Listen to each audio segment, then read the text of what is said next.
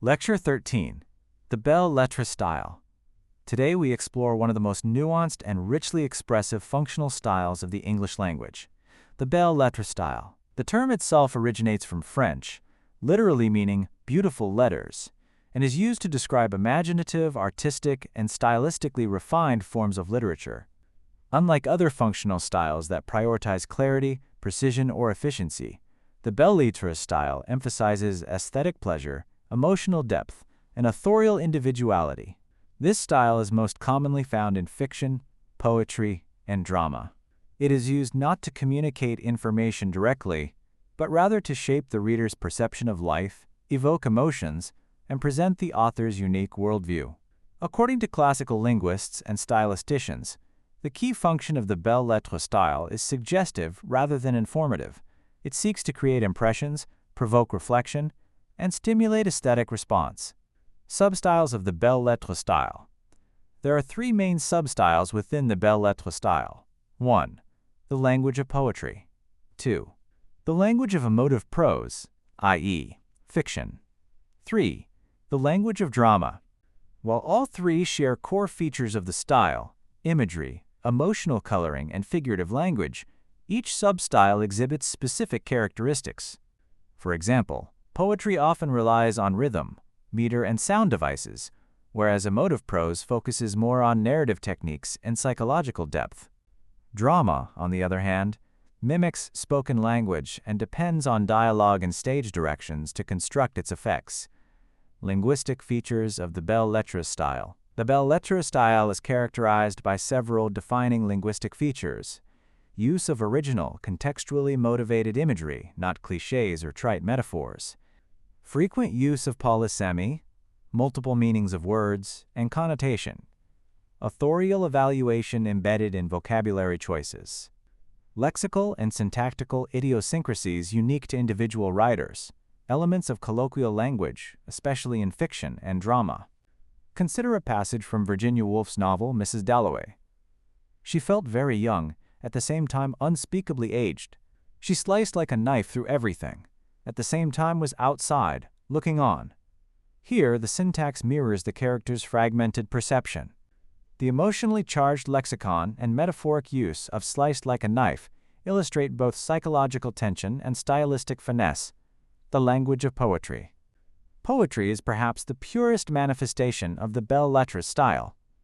Its defining feature is its structured form, which often includes meter, rhyme, and rhythm. These compositional patterns influence the syntax and semantics of poetic language. Common metrical patterns include iambic, unstressed plus stressed, to be or not to be, trochaic, stressed plus unstressed, tiger tiger, burning bright, dactylic, stressed plus unstressed, just for a handful of silver he left us, anapestic, unstressed plus stressed. In the heart of the forest the animals played.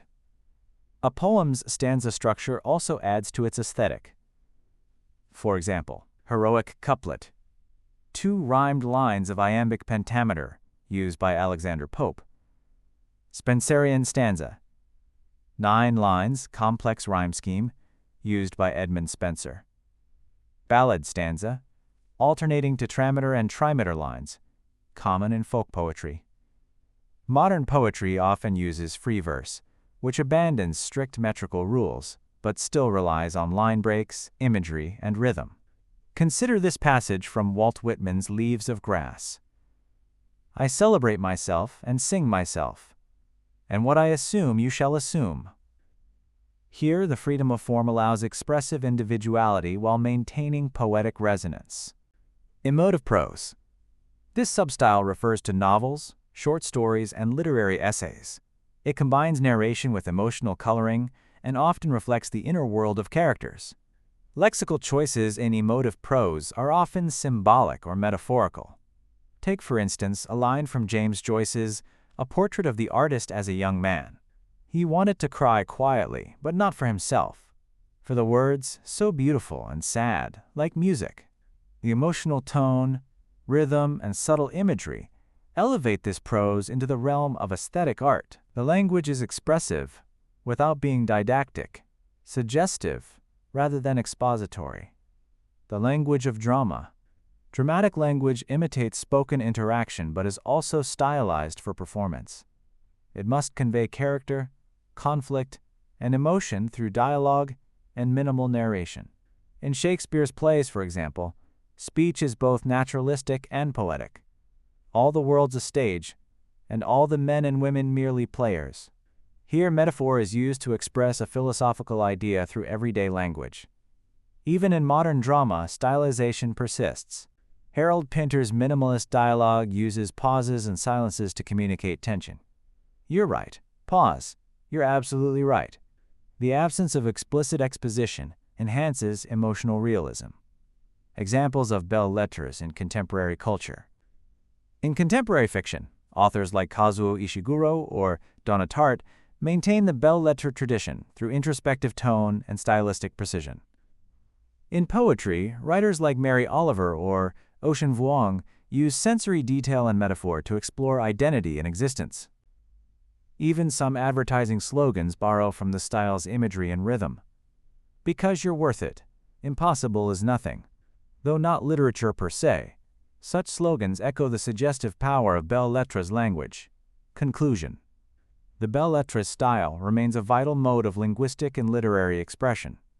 It serves not merely to inform, but to move, to delight, and to challenge. By foregrounding form, imagery, and personal tone, it invites the reader into an aesthetic experience that transcends plain communication.